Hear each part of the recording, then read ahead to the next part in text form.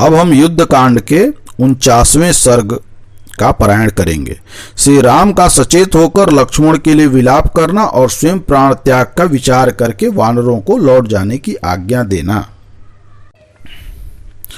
दशरथ कुमार श्री राम और लक्ष्मण भयंकर सर्पाकार बाण के बंधन में बंधे हुए से पड़े थे।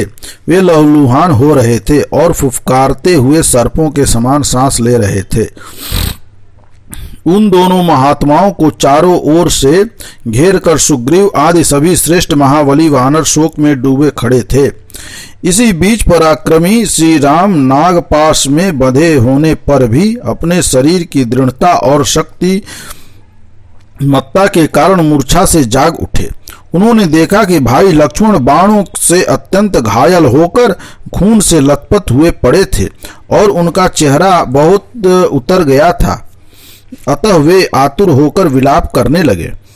हाय यदि मुझे सीता मिल भी गई तो मैं उन्हें लेकर क्या करूंगा, अथवा इस जीवन को ही रख कर क्या करूंगा, जबकि आज मैं अपने पराजित हुए भाई को युद्ध स्थल में पड़ा हुआ देख रहा हूँ। मर्त्यलोक में ढूंढने पर भी मुझे सीता जैसी दूसरी स्त्री मिल सकती है, परंतु लक्ष्मण के समान सहायक और युद्ध कुशल भाई नहीं मिल सकता। सुमित्रा कुमार के आनंद को बढ़ाने वाले लक्ष्मण यदि जीवित न रहे तो मैं वानरों के देखते देखते अपने प्राणों का परित्याग कर दूंगा।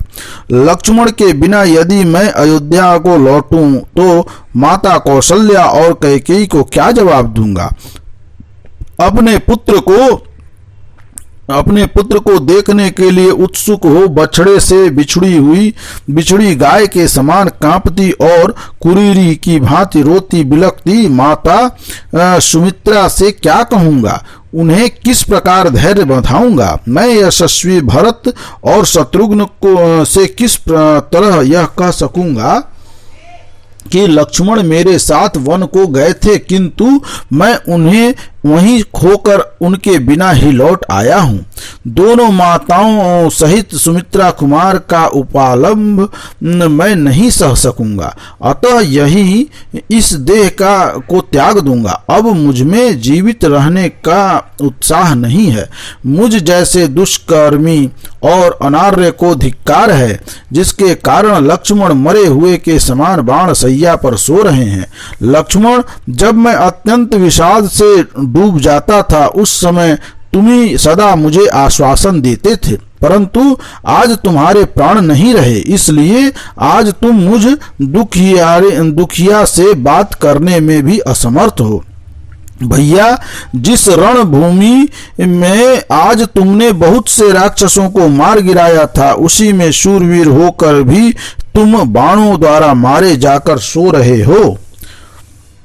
इस बाण सैया पर तुम खून से लथपथ होकर पड़े हो और बाणों से व्याप्त होकर अस्तांचल को जाते हुए सूर्य के समान प्रकाशित हो रहे हो।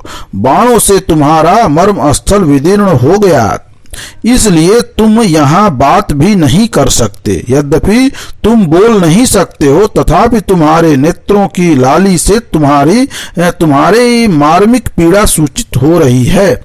जिस तरह वन की यात्रा करते समय महातेजस्वी लक्ष्मण मेरे पीछे पीछे चले आए थे, उसी प्रकार मैं भी यमलोक में इनका अनुसरण करूंगा।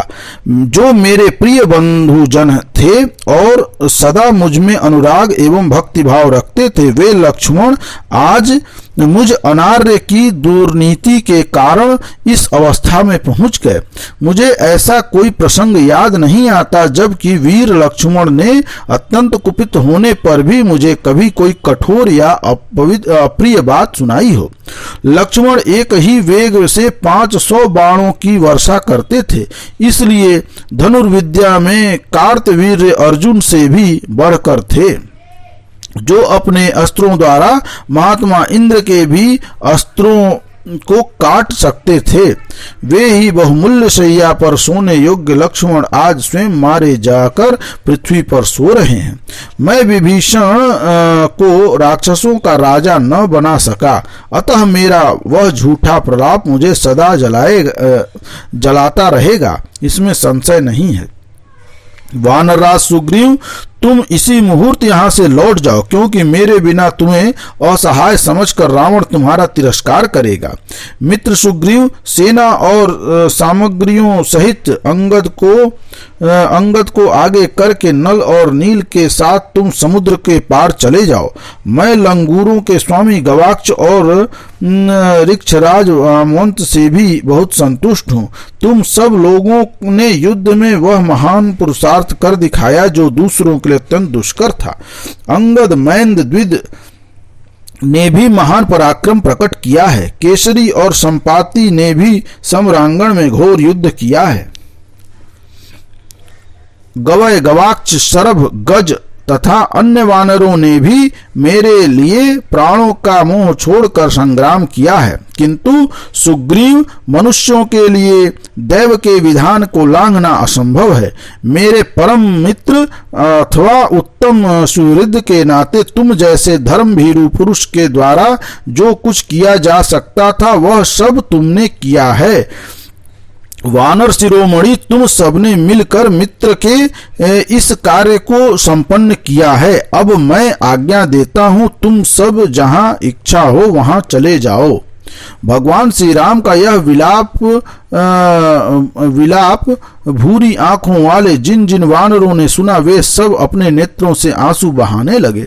तदंतर समस्त सेनाओं को स्थिरता पूर्वक स्थापित करके विभीषण हाथ में गदा लिए तुरंत उस स्थान पर लौट आए जहां श्री रामचंद्र जी विद्यमान थे।